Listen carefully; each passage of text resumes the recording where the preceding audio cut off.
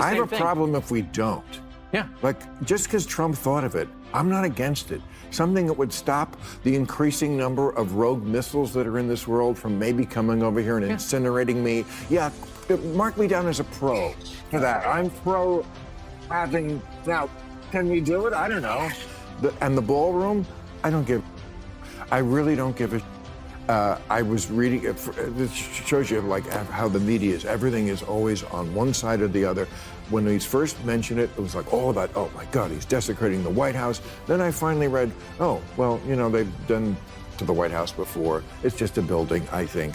I believe Bill Maher and Bill O'Reilly just unleashed a reality check about how solid blue states are suddenly shifting red, and it's genuinely jaw-dropping. Honestly, I never imagined I'd witness this moment, but it seems that moment has now arrived. Pay attention as these two veteran political voices explain why Trump is pulling in even the most committed liberals. Let's break it all down. Trump wants to build a new missile defense system called the Golden Dome. Ah, yes, I read about this. That could cost hundreds of billions of dollars. Is that a good use of money? Well, I mean, look, he's building, he wants to build an arch on the mall. You know, he's building a place he can dance at the White House and do the YMCA. He's going to do that there. And he wants to build a dome. I mean, you got to protect the dance hall. True. By the way, I'm very excited. I'm very excited with, you know, when the Democrats take the White House in 28, when we have the ballroom, you know, the Pride Month in February is going to be great in that ballroom. So, you can see exactly how Democrats are reacting to Trump's decision to add a ballroom to the White House. For many of them, it's not viewed as a simple upgrade, but as some kind of violation. They've rushed to paint it as yet another case of Trump reshaping a historic landmark into his own private stage. Jared Moskowitz, a Democrat, even joked, Trump just wants a room to dance the YMCA, a line that quickly spread across social media. But Bill Maher wasn't amused. He fired back with a pointed response that flipped the criticism right around. Maher noted that the outrage reveals far more about the Democrats' fixation on Trump than about any ballroom plans. His reaction captures the growing irritation among moderates who are exhausted by dramatic reactions to anything Trump touches. Listen to Maher's fierce rebuttal. It's vintage Maher, sharp, biting, and unapologetic. I have a problem if we don't. Yeah. Like, just because Trump thought of it, I'm not against it. Something that would stop the increasing number of rogue missiles that are in this world from maybe coming over here and incinerating me. Yeah, mark me down as a pro for that. I'm pro having, now, can we do it? I don't know. You know, I read, you know, he says it'll take 3 years and 180 billion, and they say, well, that's it is going to take, whatever it is. Of course, everything is over scheduled and it doesn't never comes in on time or on budget. Maher didn't hold back as he blasted the DNC for their automatic opposition to anything that comes from Trump. He said Democrats have reached a point where if Trump says rain is wet, they'll claim it's dry just because he said it. Maher pointed out how the left refuses to see any good in his ideas, even when they might actually help the country. He mentioned Trump's proposed Golden Dome, a missile defense system meant to protect the U.S. from foreign threats. Instead of considering its value, Maher noted that Democrats dismissed it immediately simply because Trump suggested it. But Maher wasn't finished. In the next clip, he shifted to the so-called ballroom controversy, and things got even more heated. His response didn't just call out the critics. It revealed how political obsession has blinded many people to simple common sense. That's, to me, a worthy thing. And the ballroom, I don't give a I really don't give a I was reading, this shows you like how the media is. Everything is always on one side or the other. When he's first mentioned it, it was like all about, oh my God, he's desecrating the White House. Then I finally read, oh, well, you know, they've done to the White House before. It's just a building, I think. Also, like, I realized after reading other people, we don't have a place when they have state dinners. They're doing it in a tent. This is America. So do I give a that he's doing this to the White House? I really don't. Well, look, he raised the money privately. And here's the interesting part. Those massive event tents at the White House aren't cheap. During Obama's time, renting a temporary tent for a major event reportedly cost over $1 million for just one night. So building something permanent, like a ballroom that can be used for years without repeated setup and rental fees, actually makes financial sense. It's practical, elegant, and ultimately saves taxpayers money. But as expected, the DNC still seems to have an issue with it. Instead of recognizing the logic behind the idea, they immediately criticize it simply because it's Trump's plan. And that's exactly what Maher was highlighting: the Democrats' inability to see reason whenever Trump is involved, even when the plan is clearly more cost-effective and beneficial for future administrations. Raise the money privately, Yeah, and it's private money. you know, and if Newsom wants to knock it down when he's president, then he can knock it down, right? Save your ire for the things that matter. That's right. You But they don't these know people- what matters. Well, Well, you know as well as I do I don't get it. that the media is not in the business any longer of reporting what matters. It's not. They make their money either hating or loving Donald Trump. Yeah. That's where the cash register is. What matters doesn't matter to them. Okay. You know that. O'Reilly hits the mark. Today's media seems less interested in facts and more focused on clicks, ratings, and outrage.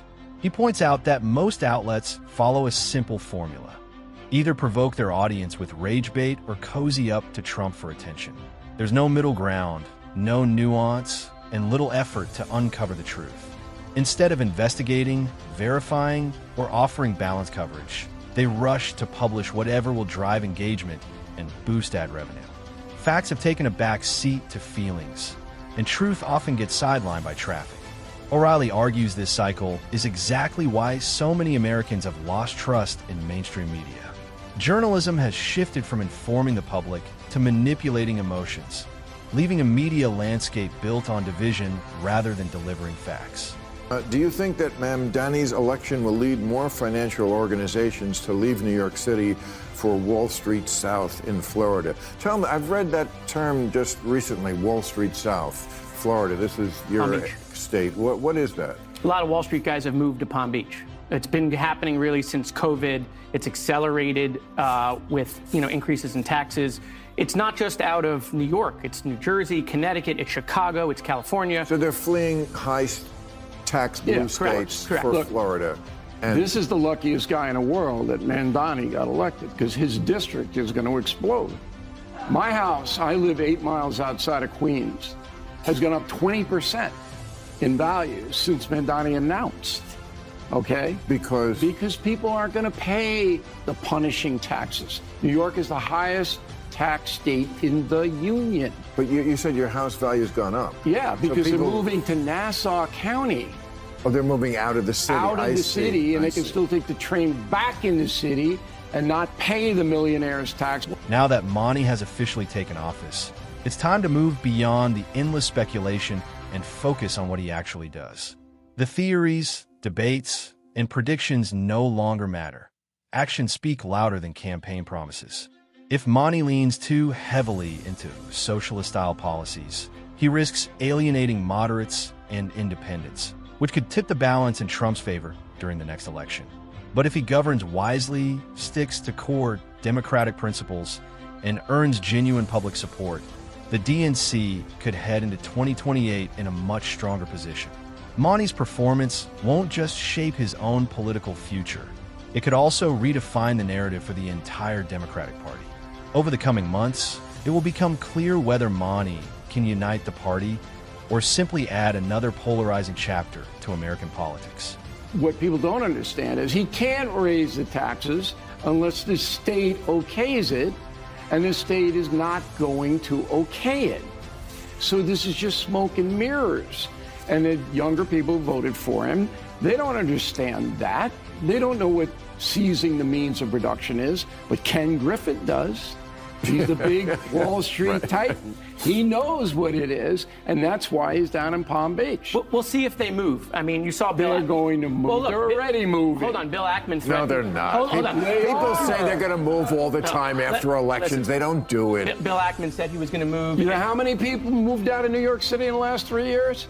600,000. O'Reilly argues that the recent wave of people leaving New York is closely linked to Mamani's election as mayor. And honestly, he has a point. If Mamani follows through on the bold campaign promises, like hiking taxes on millionaires and taking overproduction lines to redistribute wealth, it could spark an exodus similar to what happened in California under Gavin Newsom. Wealthy residents and businesses won't stay where they feel targeted. They'll pack up and move to states with lower taxes and fewer regulations. O'Reilly warns that this kind of economic flight could seriously weaken New York's financial foundation, resulting in fewer jobs, lower tax revenue, and a wider gap between political elites and working-class citizens. If Mamani doesn't proceed carefully, his so-called progressive experiment might push New York into a full-blown financial crisis. People move in America, and you're right. No, but they're not moving because they want a better view. They like to keep more of their money that they earn. Yeah, you know, that's true. Look, Florida is a really good case study. So when DeSantis became governor, there were 250,000 more registered Democrats in Florida when he became governor 8 years ago. Now there's 1.4 million more registered Republicans in Florida. That's all migration from COVID and re-registration from COVID, 100%. Right. So it absolutely is happening. Whether they will abandon New York in droves, I mean, Bill Ackman's a really good example. He said he was going to leave. Right, he's been going after Mamdani. He spent a lot of money on him. And then the day Mamdani won, he said, I'm willing to talk and sit down and work with you. That doesn't sound like he's packing his bags. Well, it's not everybody. But look, if you're a person in New York City earning $150,000, okay, that's a lot of money for most people in the United States. That's nothing in New York City. $150K doesn't get you very much. Right. It gets you In-N-Out burgers. And that's the hard truth. The bigger problem is that things could get worse under Mamani's leadership, especially with the new wave of taxes he's planning. Let's be honest, people aren't leaving because of COVID anymore. Nearly 5 years have passed, and families and businesses aren't moving just over the pandemic.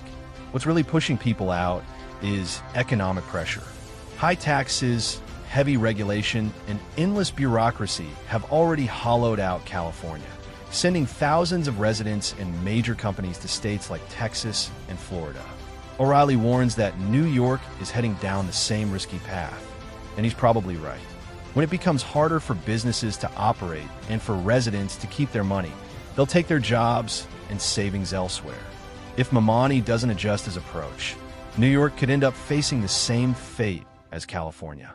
The working people at a certain level are going to say, I'm going to the congressman's state because there's no state tax there. There's no local tax there. I get to keep more of my money. This isn't complicated. Well, I I've looked at moving because I'd like to keep more of my money too.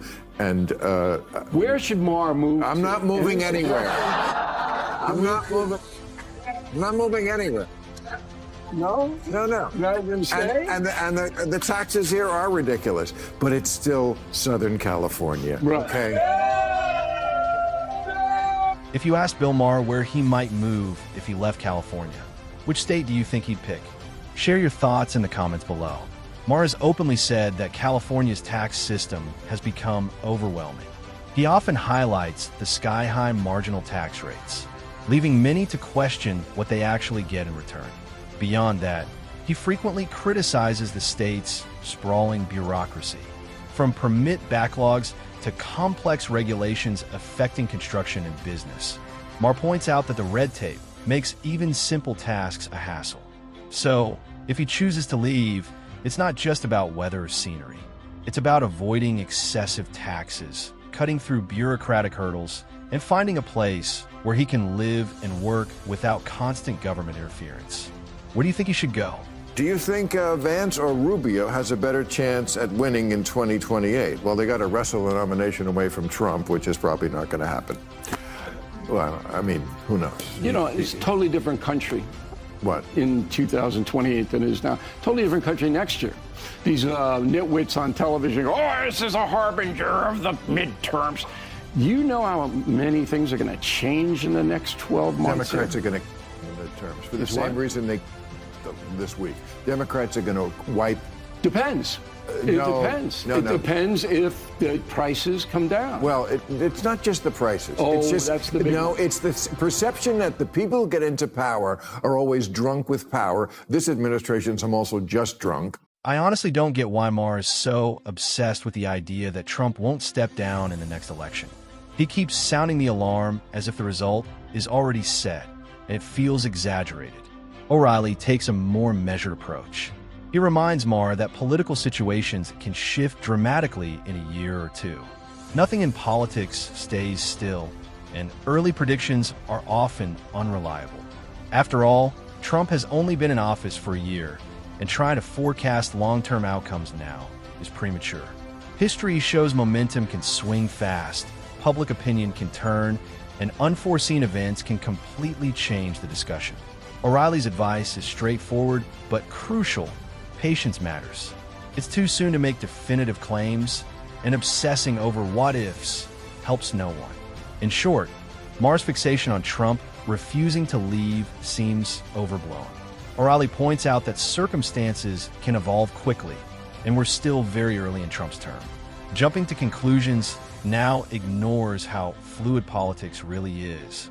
Time, perspective, and patience will ultimately show how things unfold. And with that, we wrap up today's video. If you liked it, smash that like button and subscribe for more. Thanks for watching, and I'll see you next time.